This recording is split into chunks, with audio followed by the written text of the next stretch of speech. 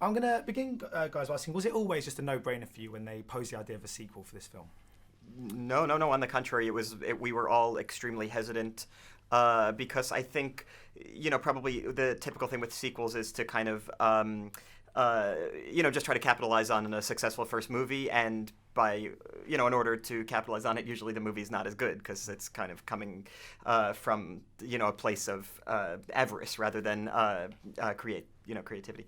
So we were extremely hesitant when they pitched a sequel, and we were extremely hesitant when they pitched the first premise and script, and it probably took half a dozen to a dozen scripts for them to get it right, for all of the wonderful actors that are in this movie, and there is no shortage of wonderful actors in this movie who are picky people, to sign on to it. And so we were all very much relieved when they finally settled on something that we all thought was not only good enough to stand up to the first one, but maybe better. And I mean, you mentioned the incredible cast in this movie. Despite the fact that you're two of the biggest the stars in kind of the industry at the moment, I mean, do you still get starstruck when you see Michael Caine or Morgan Freeman? Do you ever just go, "That's Michael Caine over there"? I don't know if it's necessarily starstruck, but like with Michael Caine specifically, I think I put a lot of pressure on every interaction I had with him. Yeah, I did too. Yes, right. Yes. It was like talking to like the pretty girl in high school. Sure, you sure. Want to go through everything you said. Yeah, and you just want to make an impression, but not try too hard. yeah, exactly, exactly. By the way, I think he really likes you.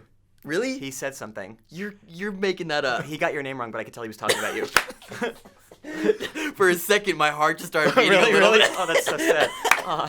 Yeah. But it is one of those things with Michael Caine specifically. I find Morgan Freeman's also in this movie, and Woody Harrelson, and I find the three of them kind of transcend just like good actor who've been around for a while, and they're kind of like iconic presence. Yeah. They're just unusual people, which is, I guess, partly what accounts for their, longevity or fame. They're unusual. They have a kind of like charisma and engaging quality, and then also something eccentric about them, which makes them, interesting. And so that for me is always, and then the rest of us all feel like me. The rest of us all feel like we all feel like of this cut from the same cloth. Sure. But the three of them feel like they transcend just being an actor, and there's some kind of like interesting, iconic presence. But one of the things I love about the Horsemen is that they're very flawed, and there's almost a sort of darkness to them. Is that part of the appeal to you? They're not your kind of archetypal heroes in this movie. Yeah, I think in the first one we set that up well, where the entire movie you can't really decide, are we rooting for these guys? Do we want them to fail? And what I like about this movie, though, is that you get to see, as opposed to in the first movie where you mainly see their on-stage confident personas, you get to see them more behind the scenes, and you get to see them more as humans and see kind of some of their faults and where they're coming from. And I don't know if that answers your question, but take it, Jesse.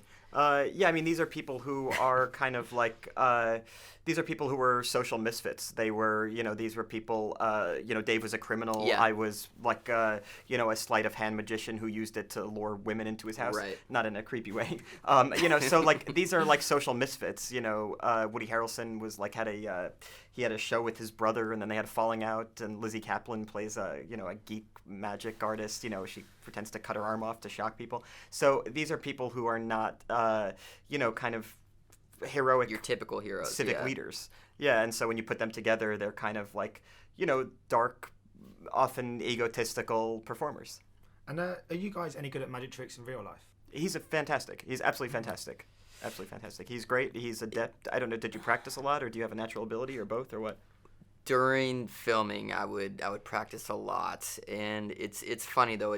I've learned these skills that I will never again use in my real life. That I spent countless hours learning, which sometimes would only end up on the screen for a second or two.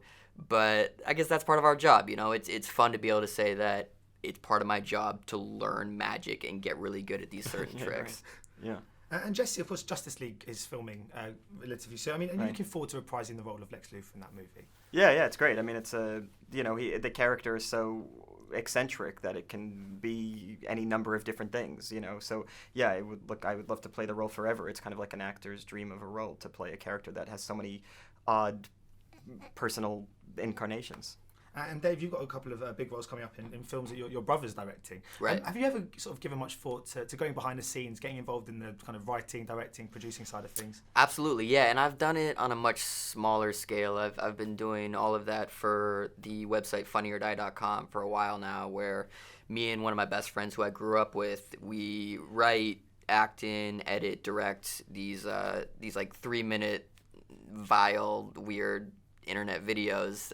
But I would love to kind of take it to the next level at some point. It's just one of these things where I almost just need to rip the Band-Aid. It just kind of scares me to think about, really kind of being in charge of a bigger vehicle. But Jesse was just telling me that he directed a pilot recently, and it's very inspiring and very cool to hear that. Oh, yeah. Yeah. Brilliant. Well, I look forward to it. Thank you so much. Thanks a lot. Great. Thank you, man. Ladies and gentlemen, you're watching Hey You Guys! Hey You Guys, huh? Hey, you guys. Is that from the Goonies? It is indeed, yeah. Nice. Hey,